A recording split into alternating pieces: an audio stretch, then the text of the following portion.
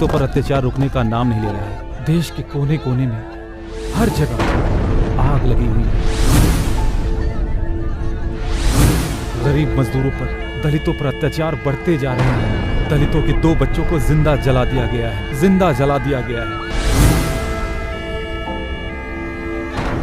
इतिहास गवाह है, जब जब कमजोरों और बेसहारों पर जुर्म हुआ है, तब तब भगवान ने अपना फरिश्ता उनकी लड़ाई लड़ने के लिए भेजा है। रॉक का मतलब होता है चट्टान और सन का मतलब होता है पुत्र। तो ये चट्टान पुत्र आप सभी लोगों की आवाज उठाने के लिए आप सब लोगों के बीच में है। क्या आज भी आजाद भारत में कास्टिज्म है? अगर कास्टिज्म नहीं है तो इस देश का प्रधानमंत्री 70 साल में दलित क्यों नहीं हुआ?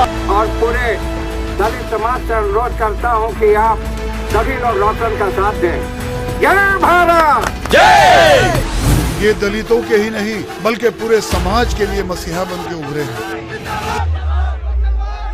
इसने अपने भड़काऊ भाषण में भेदभाव की नीति अपनाई है, अराजकता फैलाने की कोशिश की है। इस पल के बाद हिंदुस्तान का एक एक दलित तहे दिल से तुम्हारे साथ है। ये तो मेरा सौभाग्य है, आप जैसे नेता मुझे समर्थन दे।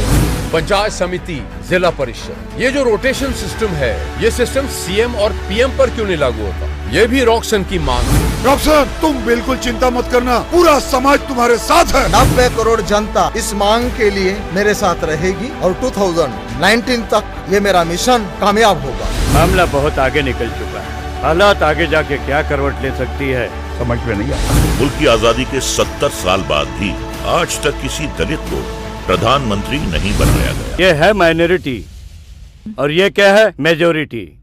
तो हमें अपनी सत्ता मेजोरिटी में लानी है। जब तक हम हमारे डिमांड लोगों के सामने रखेंगे नहीं, तब तक हमें समर्थन नहीं मिलेगा बहन। हमारे संविधान के जब 50 वर्ष पूर्ण हुए थे, तब इंग्लैंड में एक चर्चा सत्र का आयोजन किया गया था, जहां विश्व भर के सब न्यायाधीश लोगों ने एकत्रित होकर, एकजुट होकर बाबा साहेब द्वारा रचित संविधान को सर्वश्रेष्ठ माना था।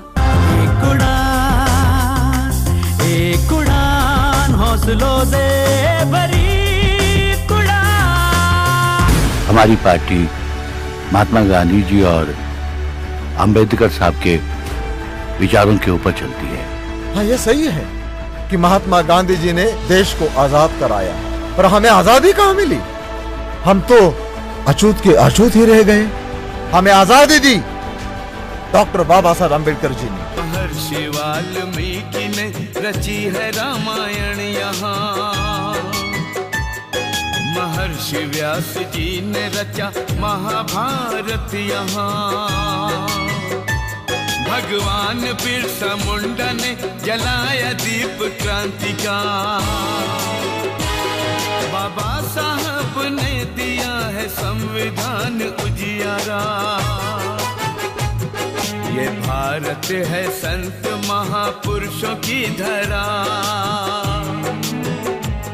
किसी नवाब की जागीर तो नहीं, किसी नवाब की जागीर तो नहीं, सबको है बराबरी का हक तो फिर यहाँ, सबको है बराबरी का हक तो फिर यहाँ, दलित प्रधानमंत्री क्यों नहीं?